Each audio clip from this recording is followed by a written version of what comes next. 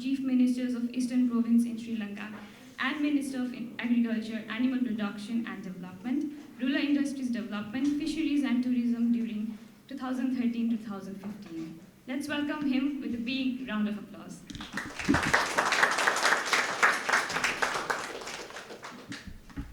Good morning to all of you. It's a great honor for me to take a part of this Asia Pacific Youth Environment Forum 2023.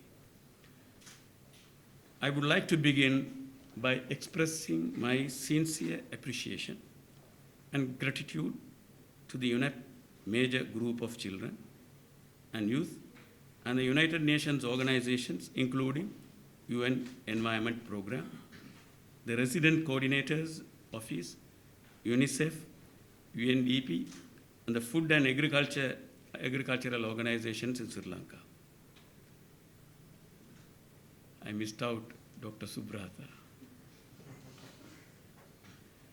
I must thank him for all his efforts and all his contributions. Tirelessly working for the last almost 7 to 8 months to make all this program a success. I thank them for their leadership in organizing this timely important forum back to back with the 5th Asia Pacific Environment Forum and for their strong collaboration with the Ministry of Environment. Sri Lanka and also for co-hosting this forum. I would like to welcome all of you, particularly the visiting youth environment leaders from other Asia Pacific countries on behalf of the Ministry of Environment of the Government of Sri Lanka to this Asia Pacific Youth Environment Forum 2023. The forum is an important milestone in youth efforts to drive forward Asia Pacific regional environmental cooperation and the integration of youth activities in our region, contributing to global processes. Coordinated action is needed to address rapid environmental degradation and the challenges linked to the 3 pillars of sustainable development, that is, the economy, the environment, and the society. In order to achieve a sustainable development, 3 pillars should be balanced. The Asia Pacific region is home to 60% of the world's population and is one of the most vulnerable areas to the climate crisis. Many large cities like Mumbai, Shanghai, Bangkok, Ho Chi Minh City, and Jakarta are coastal and low-lying, making them susceptible to sea level rise and extreme weather events, such as typhoons. At the same time, rural areas also remain highly vulnerable to drought and flooding. It is children and youth, young people, that stand to be most affected by these impacts of climate change. Many youth across the region are frustrated with the lack of climate action by their leaders. And they feel that their voices are not being heard. A recent UNDP survey found that around 63% of people in Asia Pacific recognize climate change as a major global emergency and want more action from their leaders. This frustration has been demonstrated over the years by the multiple climate strikes, campaigns, and the youth-led movements happening across the region.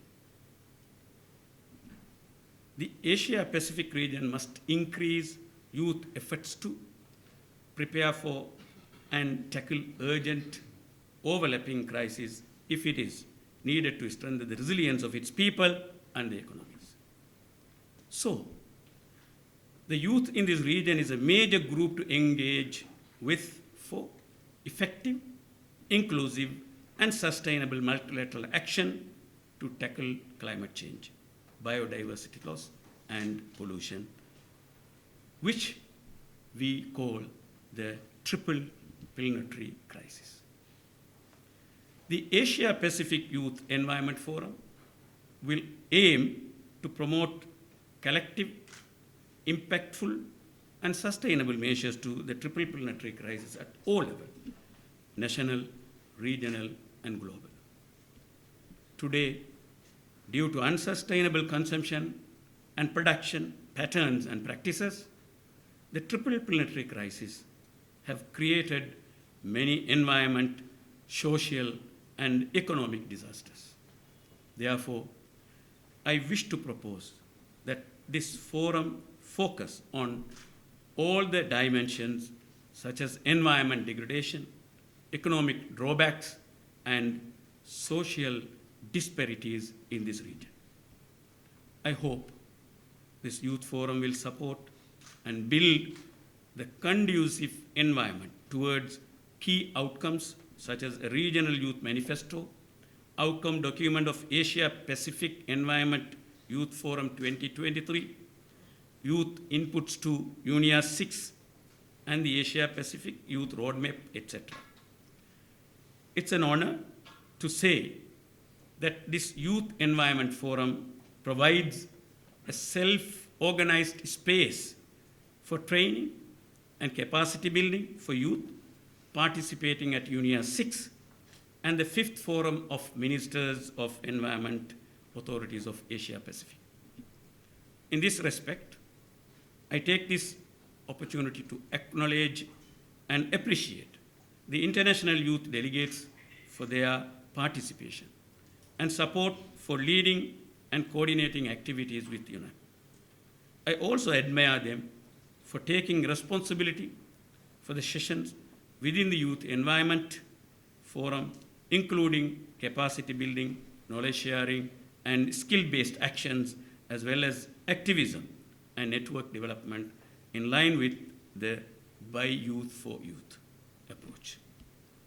As a result, youth initiatives which aim to tackle the current environmental and economic crisis will help countries move forward a more sustainable growth trajectory with effective, inclusive, and sustainable multilateral action to tackle climate change, biodiversity loss, and pollution. While each young person's concerns for their environment and their future is unique, together the youth who participate will provide a coherent and insistent set of messages that will speak of the importance of countries stepping up the climate commitments, including under the Paris Agreement. You will testify once again the imperative of listening to what you as the youth have to say and building environmental frameworks that place your rights and your future at the center of climate policy. Unless you shout, I think nobody is going to listen. They are not going to hear. It is your time. Unless you wake up now and ensure the decision makers come forward aggressively to protect this earth. We had a beautiful earth. Right now we have destroyed it. And unless first step to protect it and fight to go back to the origin. That's in your hand. I always say bluntly, we are talking a lot in papers, talking many policies. I don't think we need more. We need implementation on the ground. I want everyone on this earth is accessible for that finance so that they could, even in a smaller way, contribute to protect this earth. Let me conclude by saying I would like to propose the establishment of Youth Environment Council in Sri Lanka. That is after our meeting in the room, under the Ministry of Environment, to support youth voices and initiatives. This will contribute to the regional and global youth forums, including UN Environment Assembly. Finally, I once again welcome you all, international and local youth, once again for the Asia Pacific Youth Environment Forum 2023, and inviting you to share your thoughtful suggestions and actively engage in effective, inclusive, and sustainable multilateral action to tackle the three planetary crises. I wish success in all your deliberations and look forward to learning about all expected outcomes of Asia Pacific Environment Youth Forum 2023. Wish you all the very best and thank you.